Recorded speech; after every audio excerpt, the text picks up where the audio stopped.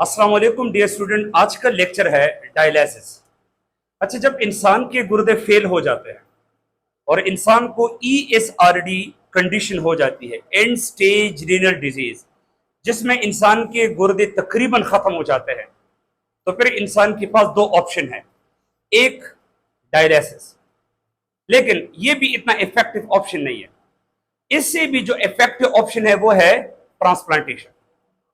तो सबसे पहले आज के लेक्चर में हमने कंसेप्चुअल वे से अंडरस्टैंड करने की कोशिश करना है कि डायलिसिस कौन सा प्रोसेस है। जब इंसान के गुर्दे खत्म हो जाए तो इनके जरिए से हम क्या करते हैं। याद रखें माय डियर्स, जब इंसान के गुर्दे फेल हो जाए तो गुर्दों का जो मेजर फंक्शन है आपके खून को साफ करना, आपके ब्लड को फिल्टर करना, आपके ब्लड से वेस्ट मटेरियल्स को निकालना, जैसे कि यूरिया, क्रेटिनिन। जब इंसान के गुर्दे फेल हो जाए तो उसके ब्लड टेस्ट एबनॉर्मल आते हैं। उसका एक टेस्ट है जिसको हम KFT या RFT बोलते हैं, रीनल फंक्शन टेस्ट, जिसमें उसके ब्लड में यूरिया बढ़ा हुआ आएगा, क्रेटिनिन बढ़ा हुआ आएगा। तो इसका मतलब यह है कि आपके गुर्दे खत्म हो चुके हैं, तब ये चीजें आपके खून के अंदर जमा होते जाते हैं और ये आपकी बॉडी से एक्सक्रीट नहीं हो रहे हैं। तो फिर आप एक आर्टिफिशियल वे के जरिए से, एक मसनूई तरीकेकार के जरिए से आप अपने खून को साफ करते हैं और आप अपने ब्लड से सारे वेस्ट मटेरियल्स को बॉडी से निकाल देते हैं। उसको हम नाम देते हैं जी dialysis. So dialysis it is the procedure to remove waste materials and toxic substances from the patient blood and severe renal failure. जब इंसान के गुर्दे तकरीबन हद से ज्यादा खत्म हो जाते हैं और उसको यूरीमिया जैसा केस हो जाता है कि उनके ब्लड में क्रेटिनिन और यूरिया बहुत ज्यादा बढ़ा हुआ आएगा और उसका गुर्दे ऑलमोस्ट बिल्कुल खत्म हो जाते हैं, उस वक्त डायलिसिस का सहारा लेके आपने अपने खून से वेस्ट मटेरियल्स को निकालना है। अब डायलिसिस में हमने एक पेशेंट के ब्लड को कैसे साफ करना है, तो डायलिसिस के दो टाइप्स है। जो फर्स्ट वन टाइप है इसको नाम देते हैं हीमोडायलिसिस और सेकंड है पेरिटोनियल डायलिसिस। आज के लेक्चर में हमने अंडरस्टैंड करना है हीमोडायलिसिस। अच्छा, ये जो हीमोडायलिसिस है ये हमने एक मशीन में परफॉर्म करना है। मतलब कि हम इस प्रोसेस में मशीन के जिस्म से खून लेकर मशीन में फेंकना है और जब मरीज के जिस्म से खून लेकर हम मशीन में फेंकें, मशीन में खून को साफ करके दोबारा हमने पेशेंट के ब्लड में रिटर्न करना है। So देखिए, definition is very simple. In this type of dialysis, patient blood is taken through a catheter tube. Catheter tube एक ट्यूब है, ये एक ट्यूब है जिसकी मदद से आपने आर्टरी से, देखिए इधर मैंने लिखा भी है फ्रॉम द आर्टरी, आपने आर्टरी से गंदा खून गुर्दों के मरीजों से लेकर कैथेटर ट्यूब के जरिए से उसने आपको मशीन की तरफ लाना है। जब ये खून मशीन में आएगा, मशीन इस ब्लड को साफ करेगा और खून के सफाई के जरिए से फिर आपने दोबारा कैथेटर ट्यूब की मदद से आपने मरीज के वेन के अंदर वो साफ खून दोबारा इंजेक्ट करना है। तो देखिए डेफिनेशन वंस अगेन आप लोग सुने। In this type of dialysis patient blood, जो गंदा खून है जिसमें यूरिया क्रेटिनिन बहुत ज्यादा है, is taken through a catheter tube from the artery. आपने आर्टरी से कैथेटर ट्यूब की मदद से वो गंदा खून लेना है, उसको आपने मशीन में साफ करके and is clean in a machine and this clean blood is then return back into the patient vein. और जब ये खून साफ हो जाए तो ये साफ खून दोबारा आपने मशीन से मरीज के वेन के अंदर री इंजेक्ट करना है। ये है हीमोडायलिसिस। डिफिनेशन में तो सिर्फ हमने इसकी एक इंट्रोडक्शन पढ़ी, अब हम इसका procedure step by step understand करने की कोशिश करते हैं। देखिए माय डियर स्टूडेंट, हीमोडायलिसिस में हम जिस मशीन का इस्तेमाल करते हैं, इस पूरे मशीन को हम नाम देते हैं हीमोडायलिसिस मशीन। और इस मशीन के अंदर ये जो आप लोगों को नजर आ रहा है ये एक चेंबर है और इस चेंबर का नाम है डायलिसिस चेंबर। तो मतलब डायलिसिस मशीन में जहां पर मरीज के खून को साफ किया जाता है, तो इस मशीन के अंदर उस चेंबर को हम क्या नाम देंगे, हीमोडायलिसिस। अब प्रोसीजर पर आते हैं जी। प्रोसीजर के लिए जो सबसे पहला काम आप लोगों ने करवाना है, so point number 1, first AV fistula is made in the arm. आपने मरीज के बाजू में AV फेस्टुला बनाना होगा। AV फेस्टुला का मतलब क्या है? A mean artery, V mean venous या vein. So what is the full form of the AV? Arteriovenous fistula, जिसमें आपने मरीज के बाजू में एक आर्टरी और वेन को डायरेक्ट कनेक्ट करना है। आपने उसका एक डायरेक्ट कनेक्शन बनाना है। डायलिसिस से पहले जब आपने गुर्दों के मरीजों के आर्म में एक आर्टरी और एक वेन, जिस आर्टरी और वेन को हमने आपस में डायरेक्ट कनेक्ट करना होता है, जिसको एवी फेस्टुला का नाम हम देते हैं, तो एवी फेस्टुला में आपने रेडियल आर्टरी और वेन में सिफेलिक वेन, तो रेडियल आर्टरी और सिफेलिक वेन को आपने बिल्कुल एक दूसरे के साथ टाइट कनेक्ट करना होगा, ताकि आर्टरी से खून लेना भी आसान हो और जब मशीन में खून साफ किया जाए उस साफ खून को दोबारा वेन में डालना भी आसान हो। तो इसको हम नाम देते हैं AV fistula. So AV fistula is the direct connection between the radial artery and the cephalic vein. So देखिए, first AV fistula is made in the arm, which is the direct connection between artery and vein. अब कोई भी आप लोगों से पूछे कि dialysis से पहले फेस्टुला को हम क्यों बनाते हैं, इसकी इंपॉर्टेंस क्या है, हम डायरेक्ट आर्टरी से इंजेक्शन के जरिए से खून क्यों नहीं निकालते हैं, डायरेक्ट साफ खून मशीन से दोबारा उनके वेन में क्यों नहीं डालते हैं, फेस्टुला बनाने के पीछे रीजन क्या है। तो AV फेस्टुला का इंपॉर्टेंस यह है कि जब आप AV फेस्टुला बनाते हैं ना, तो फिर मरीज के आर्टरी या वेन्स में ब्लड क्लॉट नहीं होता, क्लॉट के चांसेस बहुत ज्यादा कम हो जाते हैं। तो क्लॉट के चांसेस को कम से कम बनाने के लिए डायलिसिस से पहले हम गुर्दों के मरीज के आम में फेस्टुला बनाते हैं। शाबाश बोले, फेस्टुला में कौन सी आर्टरी कौन से वेन को हम डायरेक्ट कनेक्ट करते हैं, radial artery and cephalic vein. तो अब ये देखिए, ये जो रेड है ये आर्टरी है रेडियल, और जो ब्लू है ये बेसिकली सिफेलिक वेन को इंडिकेट करता है। तो इसी आर्टरी से आपने खून मशीन की तरफ लेके जाना है और मशीन से साफ खून दोबारा आपने इसी वेन के अंदर इंजेक्ट करना होगा। Second number point, blood is taken from the artery. अच्छा, अभी हमने आर्टरी से खून लेना है and carries to the dialyser chamber of machine through catheter tube. और आप देखिए, आर्टरी से खून निकलेगा किसमें, कैथेटर ट्यूब में, और ये ट्यूब डायरेक्ट मशीन के अंदर एक चेंबर है जिसको डायलेजर चेंबर का नाम बोलते हैं, खून इसी चेंबर में आ जाएगा। लेकिन ये खून आपने निकालना कैसे है, ताकि मतलब ये खून जो है ये बीच में ना रुके और ये सीधा मशीन की तरफ जाए। तो इधर आप लोग देखें, इधर हम एक पंप यूज करेंगे जिसका नाम है ब्लड पंप। अच्छा, ये जो ब्लड पंप है इसका बेसिक इंपॉर्टेंस ये है कि इस ब्लड पंप की वजह से जो ब्लड है वो बड़े आसानी से मरीज के खून से, मरीज की आर्टरी से बहुत इजीली ये खून आएगा और ये मशीन की तरफ रुख करेगा। अगर ये ब्लड पंप हम यूज ना करें तो शायद ये खून प्रॉपरली मशीन की तरफ ना आए। तो अगर प्रॉपरली खून मशीन की तरफ नहीं आएगा तो मतलब सही मरीज का खून मशीन के अंदर फिल्टर भी नहीं होगा। लिहाजा ये जो ब्लड पंप है इसका बेसिक सिग्निफिकेंस ये है कि ये मरीज के खून को आसानी से मशीन की तरफ लाता है। अच्छा, जब ये इधर ब्लड आएगा तो देखिए जो नेक्स्ट पॉइंट है वो हमारे पास ये है कि heparin injection is used to prevent the patient blood to become clot. अच्छा, जब डायलेजर चेंबर में जब ये खून आएगा तो इधर खून में आप लोगों ने एक केमिकल इंजेक्शन के जरिए से इंजेक्ट करना होगा जिसको हम नाम देते हैं हेपरीन इंजेक्शन। हेपरीन इंजेक्शन में एक केमिकल होता है जिसको हेपरीन कहते हैं। जब ये हेपरीन डायलेजर चेंबर में मरीज के खून के साथ ऐड किया जाएगा, हेपरीन एंटीकोगुलेंट एजेंट है, ये एंटी क्लॉट एजेंट है, ये मरीज के खून को मशीन के अंदर क्लॉट होने से बचाता है। अगर ये हेपरीन आप लोग यूज नहीं करेंगे और चेंबर के अंदर ये ब्लड क्लॉट हो जाए, क्लॉट का मतलब ये है कि ये खून सॉलिडिफाई हो जाएगा, ये टॉस हो जाएगा, और जब ब्लड क्लॉट हो जाए तो वो दोबारा फिर वेन्स के अंदर नहीं जाएगा। तो मरीज के खून को मशीन के अंदर क्लॉट से बचाने के लिए आप सब इज्तिमाई तौर पर मुझे आंसर है, हमने कौन सा इंजेक्शन इस्तेमाल करना है, हेपरीन इंजेक्शन, जो एंटीकोगुलेंट या एंटी क्लॉट इंजेक्शन है। अच्छा, अब एक बात जहन में याद रखिए my dear student, point number 4 में कि यहां पर हमने एक और मॉनिटर भी यूज करना है जिसको हम नाम देते हैं जी pressure monitor. Pressure monitor is also used to check the blood pressure of the patient. अब थोड़ा सा आप सोचें, एक गुर्दों की मरीज में खून भी बहुत कम है, क्योंकि हमने प्रीवियस लेक्चर में पढ़ा है कि जब गुर्दे फेल हो जाता है पेशेंट को एनीमिया हो जाती है। एक इसमें खून भी कम, और जब हम 1 लीटर 2 लीटर खून उनके बॉडी से निकाले तो जाहिर बात है मरीज का ब्लड प्रेशर ड्रॉप हो सकता है। तो कंटिन्यूसली ये जो प्रेशर मॉनिटर है इस वक्त इसका रोल यह है कि ये डायलिसिस अमल के दौरान मरीज के जिस्म के अंदर जो ब्लड का प्रेशर है उसको चेक करेगा कि कहीं पेशेंट को तो हाइपोटेंशन नहीं हो रहा, उसका ब्लड प्रेशर तो ड्रॉप नहीं हो रहा। बिलफर्ज अगर मरीज का ब्लड प्रेशर ड्रॉप हो रहा है, मरीज का ब्लड प्रेशर अगर ड्रॉप हो रहा है, मरीज के साथ उस टाइम कोई स्वीट्स होता है, जूस होता है, चाय होती है, डायरेक्ट वो पिएगा ताकि उसका जो ड्रॉप हुआ ब्लड प्रेशर है वो दोबारा अपनी ओरिजिनल या नॉर्मल रेंज के अंदर आ जाए। फिर इसके बाद माय डियर स्टूडेंट, ये जो पॉइंट नंबर 5 है इसके लिए मैं आप लोगों को डायग्रामेटिकली कंसेप्ट दूंगा। अच्छा, इधर आप लोग देखिए माय डियर स्टूडेंट, ये एक ड्रम है, एक बीकर है और इसके अंदर एक फ्लूइड है जिसको हम नाम देते हैं फ्रेश डायलिसेट फ्लूइड, या इसका दूसरा नाम है फ्रेश डायलिसिंग फ्लूइड।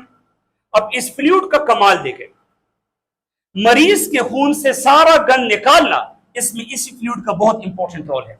अच्छा, ये डायलेजर चेंबर है और इसके अंदर एक फिल्टर है जिसको हीमोफिल्टर कहता है, और इसी हीमोफिल्टर के अंदर आप लोगों को ट्यूब नजर आ रहे हैं रेड कलर से। देखिए ये ट्यूब है, ये ट्यूब है, ये जो ट्यूब्स है, इस ट्यूब का जो सरफेस है, वॉल है, ये सेमी परमिएबल मेम्ब्रेन से बना है जिसको सीलोफेन मेम्ब्रेन बोलते हैं। क्या बोलते हैं? सीलोफेन मेम्ब्रेन। अब ये पॉइंट ऑफ जहन में याद रखिए माय डियर स्टूडेंट। देखिए ये ट्यूब है और इस ट्यूब के अंदर मरीज का खून आएगा। देखिए इस ट्यूब के अंदर मरीज का ब्लड आएगा, इस ट्यूब के अंदर मरीज का ब्लड आएगा, लेकिन हर दो ट्यूब के बीच में आप लोगों को जो स्पेस नजर आ रहा है, तो इस बीकर के अंदर जो फ्रेश डायलिसेट फ्लूइड है, ये फ्लूइड आकर आकर डायलिसिंग चेंबर में इस ट्यूब के दरमियान जो स्पेस है इधर आ जाएगा। सो देखिए माय डियर स्टूडेंट, ये ब्लड है, ये भी ब्लड है, और इसी ब्लड के बीच में आप लोगों को एक फ्लूइड नजर आएगा, that is called dialysate fluid. फिर यहां पर आप लोग देखिए इधर भी ब्लड है और इधर भी ब्लड है, फिर आपको ब्लड के बीच में डायलिसेट फ्लूइड नजर आ रहा है। फिर इधर भी खून है, इधर भी खून है, इधर भी आप लोगों को ब्लड के दरमियान डायलिसेट फ्लूइड नजर आ रहा है। अगर मैं थोड़ा सा पोर्शन आप लोगों को जूम करूं तो इनका फिजिकल अपीयरेंस आप लोगों को ऐसे मिलेगा। देखिए ये भी एक ट्यूब है, ये भी एक ट्यूब है जो इसी चेंबर के अंदर है। तो देखिए मरीज का खून इधर ट्यूब के अंदर आएगा। देखिए ये मरीज का खून है, ट्यूब के अंदर आया, और इसी ट्यूब के बीच में जो आप लोगों को स्पेस नजर आ रहा है ना, इसी स्पेस के अंदर ये डायलिसिंग फ्लूइड पड़ा होगा जो इसी ड्रम से होते होते इधर चेंबर की तरफ आएगा। अब याद रखिए, ये जो डायलिसिंग फ्लूइड है ये हाइपरटोनिक है, मतलब कि इसी फ्लूइड के अंदर बहुत ज्यादा सॉल्यूट्स है, और ऑलरेडी आपको पता है कि जो हाइपरटोनिक एनवायरनमेंट है या हाइपरटोनिक फ्लूइड है, ये पानी को अपनी तरफ खींचता है, ये वाटर को अपनी तरफ अट्रैक्ट करता है, क्योंकि water always move from the hypotonic environment to the hypertonic environment. Osmosis का हमने कॉन्सेप्ट अंडरस्टैंड किया था। अब मेरी बात बड़े गौर से सुनिए, इधर मरीज का खून है, इधर भी मरीज का खून है ट्यूब के अंदर, लेकिन इसी ट्यूब के बीच में आप लोगों को डायलिसिंग फ्लूइड नजर आ रहा है। तो देखिए इसी ब्लड के अंदर जो वाटर है, तो ये वाटर अभी आएगा, देखिए ये वाटर आएगा, इसी ब्लड से वाटर बाहर आएगा इसी फ्लूइड के पास। लेकिन जब भी मरीज के खून के अंदर जो पानी है, ये पानी जब इधर ब्लड से बाहर डायलिसिंग फ्लूइड की तरफ आएगा, तो ये ब्लड अपने साथ वो वेस्ट मटेरियल्स भी बाहर खींचेगा। तो मतलब ब्लड से सिर्फ वाटर बाहर इस फ्लूइड के पास नहीं आएगा, बल्कि वाटर के साथ जो वेस्ट प्रोडक्ट्स है, क्रिएटिनिन है, यूरिया है, या जो अदर टॉक्सिक सब्सटेंसेस है, वो भी ब्लड से निकलकर कौन सी फ्लूइड के अंदर एंटर हो जाएंगे? Dialysing fluid. तो हम कह सकते हैं कि डायलिसिंग चेंबर में किस फ्लूइड ने मरीज के खून से वेस्ट सब्सटेंसेस को अपनी तरफ अट्रैक्ट किए? Dialysing fluid. क्योंकि डायलिसिंग फ्लूइड जो हमने इधर यूज किया है, ये हाइपोटोनिक इन नेचर है या hypertonic in nature? Hypertonic in nature. और हाइपरटोनिक एनवायरनमेंट वाटर को अपनी तरफ अट्रैक्ट करता है। तो याद रखिए, ये जो फ्लूइड ब्लड से वाटर को अपनी तरफ अट्रैक्ट करेगा, तो वाटर के अंदर तो ये वेस्ट प्रोडक्ट डिसॉल्व फॉर्म में पड़े हैं ना, तो पानी के साथ वो वेस्ट सब्सटेंसेस भी बाहर आ जाएंगे। तो माय डियर स्टूडेंट, जब इधर डायलिसिंग फ्लूइड के अंदर खून से वो सारे के सारे वेस्ट बाहर आ जाते हैं, तो यही डायलिसिंग फ्लूइड जो है ये अभी एंटर होगा एक और ट्यूब में, और इस ट्यूब के अंदर ये गंदगी ये सारे वेस्ट प्रोडक्ट एक और सेपरेट ड्रम के अंदर आएंगे। अब इसी ड्रम के अंदर जो डायलिसेट फ्लूइड आया है, तो प्लीज मुझे आप लोग एक आंसर दें। इधर डायलिसेट फ्लूइड एंटर हुआ है डायलिजर चेंबर में, इसको हम नाम देते हैं फ्रेश डायलिसेट, क्योंकि इसके अंदर कोई वेस्ट प्रोडक्ट्स नहीं थे। लेकिन जब चेंबर के अंदर डायलिसिंग फ्लूइड ने ब्लड से वाटर और वेस्ट मटेरियल को अपनी तरफ अट्रैक्ट किया, बताए, अब इसी चेंबर से डायलिसेट फ्लूइड जब दोबारा इस सेपरेट ड्रम के अंदर आएगा, तो ये डायलिसेट फ्लूइड पाक होगा या नहीं, ये टॉक्सिक सब्सटेंसेस से भरा हुआ होगा। ये टॉक्सिक सब्सटेंसेस से भरा हुआ होगा। सो इसी वजह से इसी डायलिसिस चेंबर के अंदर ब्लड की प्यूरिफिकेशन होगी, ब्लड की फिल्ट्रेशन होगी, ब्लड की क्लीनिंग होगी, खून आपके साथ साफ होता जाएगा। और जो ब्लड साफ हो जाए वो दोबारा एक और ट्यूब की मदद से दोबारा हमने पेशेंट के वेन के अंदर री इंजेक्ट करना है। इधर तक आप लोगों को आई समझ? बताए शाबाश। चेंबर के अंदर ट्यूब्स है, ट्यूब के अंदर ब्लड है, लेकिन हर दो ट्यूब के बीच में एक स्पेस है जिसके अंदर एक फ्लूइड है। कौन सा फ्लूइड है? ये फ्लूइड हाइपोटोनिक है या हाइपरटोनिक? तो ये ब्लड से कौन कौन सी चीजें अपनी तरफ, शाबाश, attract, water and waste substance. तो ब्लड की क्या होगी? प्यूरिफिकेशन। और हाँ, मुझे एक बात बताए, ये जो ब्लड से वेस्ट प्रोडक्ट बाहर आते हैं, तो ये जो ट्यूब है ना, ट्यूब का वॉल कौन से मेम्ब्रेन से बना है? सेलोफेन। और जो सेलोफेन मेम्ब्रेन है ये पोरस इन नेचर है या non porous? Porous in nature. और ये नेचर में क्या है? सेमी परमिएबल मेम्ब्रेन है। तो जो जितने भी वेस्ट प्रोडक्ट्स है, urea, creatinine, ammonia, uric acid, वो निकल कर एड हो जाएंगे डायलिसिंग फ्लूइड के अंदर, और डायलिसिंग फ्लूइड जो है एक और सेपरेट ट्यूब के अंदर एंटर होगा। तभी हम इसको नाम देते हैं यूज डायलिसेट, क्योंकि अभी ये फ्रेश नहीं है, इसके अंदर बहुत ज्यादा टॉक्सिक और बहुत ज्यादा वेस्ट सब्सटेंसेस की एडिशन हो चुकी है। अच्छा, इधर तक तो आप लोगों को आई। सर ये तो हमने सीखा। पॉइंट नंबर 5 को जरा आप देखिए, fresh dialysate is added into the dialysis chamber, जो नेचर में क्या है? हाइपरटोनिक है। As dialysing fluid is hypertonic, so it attracts all the waste material like urea, creatinine and toxic substances from the patient blood, और यही waste material इसी dialysing fluid के साथ एक और सेपरेट चेंबर में ऐड हो जाएगा।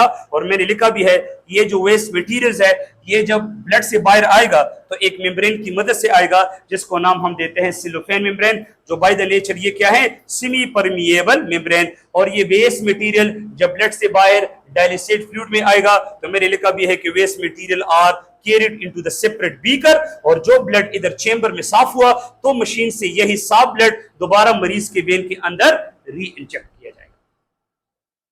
लास्ट में, sir what is the function of this beaker and this beaker and this beaker? इस अपरेटस के फंक्शन क्या है? अच्छा, ये जो अपरेटस है तो इसमें क्या है? कंप्रेस्ड एयर और कार्बन डाइऑक्साइड है। और देखिए ये जो बीकर है तो ये इस बीकर के साथ कनेक्ट है, मतलब कि ये जो CO2 और कंप्रेस एयर है इसका काम डायलिसिंग फ्लूइड के साथ है, क्योंकि डायलिसेट फ्लूइड का अपना एक नॉर्मल पीएच होता है। तो इस नॉर्मल पीएच को रेगुलेट करने का काम किसका है? Compress air in carbon dioxide. It will regulate the pH of the dialysing fluid. अगर आपने डायलिसिंग फ्लूइड का पीएच रेगुलेट नहीं किया तो ये डायलिसिंग फ्लूइड अपना नॉर्मल फंक्शन अदा नहीं कर पाएगा, ये फिर ब्लड से वेस्ट मटेरियल अपनी तरफ प्रॉपर्ली अट्रैक्ट नहीं कर पाएंगे। सर इसका क्या फंक्शन है? देखिए इसके अंदर इसको हम नाम देते हैं कांस्टेंट टेम्परेचर बाथ। तो जब भी डायलिसिंग फ्लूइड ऊपर जाएगा चेंबर में तो ये पहले इस बात के अंदर आएगा और इससे होते हुए दोबारा फिर मशीन के अंदर एंटर होगा, क्योंकि ये जो अपरेटस है इसका काम क्या है कि इसके अंदर ऐसी डिवाइस लगा हुआ है कि ये इसी डायलिसिंग फ्लूइड का जो नॉर्मल टेम्परेचर है उसको रेगुलेट करता है। मिसाल के तौर पे अगर ये डायलिसिंग फ्लूइड है, इसका टेम्परेचर नॉर्मल नहीं है, या तो बहुत कूल है या बहुत ज्यादा हीटेड है, तो ये जाकर मशीन के अंदर बहुत ज्यादा डैमेज या नुकसान पैदा कर सकता है। अंडरस्टैंड जी? अच्छा, अब ये तो जी आप लोगों ने सीखा। अब सर इसके फायदे क्या है जी? फायदे ये है, डायलिसिस के हमारे पास दो टाइप्स है। फर्स्ट टाइप है हीमोडायलिसिस, सेकंड क्या है? Peritoneal dialysis. कौन सा सबसे ज्यादा इफेक्टिव है? अगर एमसीक्यूज में आ जाए तो मैंने लिखा है it is more effective than peritoneal dialysis. वो इंशाल्लाह हम प्रीवियस और नेक्स्ट लेक्चर में पढ़ेंगे।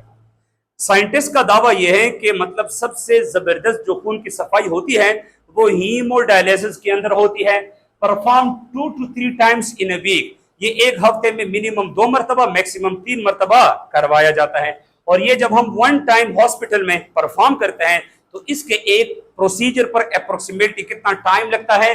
तो इस पे मिनिमम 5 आवर्स और मैक्सिमम 6 आवर्स लगते हैं। लेकिन इस प्रोसेस के कुछ नुकसान भी है, कुछ डिसएडवांटेजेस भी हैं, जैसे कि it increase the risk of blood borne infection.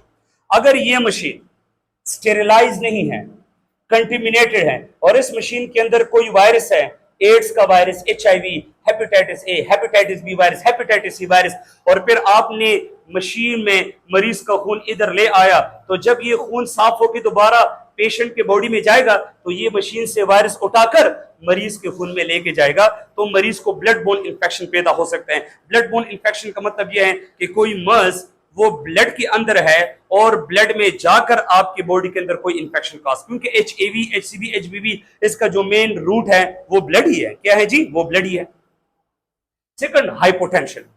Second disadvantage यह है कि काफी लोग ऐसे भी होते हैं कि वो डायलिसिस के वक्त मर जाते हैं, क्योंकि डायलिसिस के वक्त उसका बीपी बहुत ज्यादा लो हो जाता है, और लो होने की वजह से इसको हम बोलते हैं हाइपोटेंशन केस, और ज्यादातर लोग फिर कोमा में बिल्कुल बेहोश हो जाते हैं। तो कोमा से वो अगर वंस अगेन रिकवर नहीं हो जाते हैं तो वो अल्लाह ताला को प्यारे हो जाते हैं। कोमा ये भी हुआ। Can not perform other kidney function. अच्छा, डायलिसिस के जरिए से आप सिर्फ गुर्दों का एक फंक्शन पूरा कर सकते हैं, वो भी है फिल्ट्रेशन, खून की सफाई। लेकिन हमने प्रीवियस लेक्चर में यह भी पढ़ा था कि गुर्दों की और भी बहुत इंपॉर्टेंट फंक्शन है, जैसे कि एरिथ्रोपोइटिन हार्मोन पैदा करना और उनसे बोन मैरो के अंदर ब्लड सेल की फॉर्मेशन में मदद करना, RBC बनाना। डायलिसिस या हीमो डायलिसिस में आप न एरिथ्रोपोइटिन हार्मोन बनाते हैं और न आप पेशेंट के लिए RBC की फॉर्मेशन कराते हैं। इट मीन डायलिसिस के वक्त डे बाय डे मरीज और भी वीक होता जाएगा। उसकी खून की सफाई तो हो रही है, लेकिन उसके बॉडी के अंदर रेड ब्लड सेल की मिकदार में कमी आएगी और उसको और भी सीवियर एनीमिया होता जाएगा। और ऐसे ही मैंने कहा कि हीमो डायलिसिस की वजह से आप गुर्दों का एक और फंक्शन को भी रिप्लेस नहीं कर सकते हैं, और वो है विटामिन डी एक्टिवेशन। इनके गुर्दे आपकी बॉडी में इनएक्टिवेटेड विटामिन डी को भी एक्टिवेट करते हैं, वो भी इधर आप लोगों के पास नहीं होगा। लिहाजा जो हीमो डायलिसिस है ये एक गुड ऑप्शन नहीं है किडनी फेलियर पेशेंट के लिए। जो गुड ऑप्शन है वो हमारे पास क्या है? Kidney transplantation. क्या है जी? Kidney transplantation. उम्मीद करता हूं कि लेक्चर को आप लोगों ने अंडरस्टैंड किया होगा। Thank you so much. Stay blessed.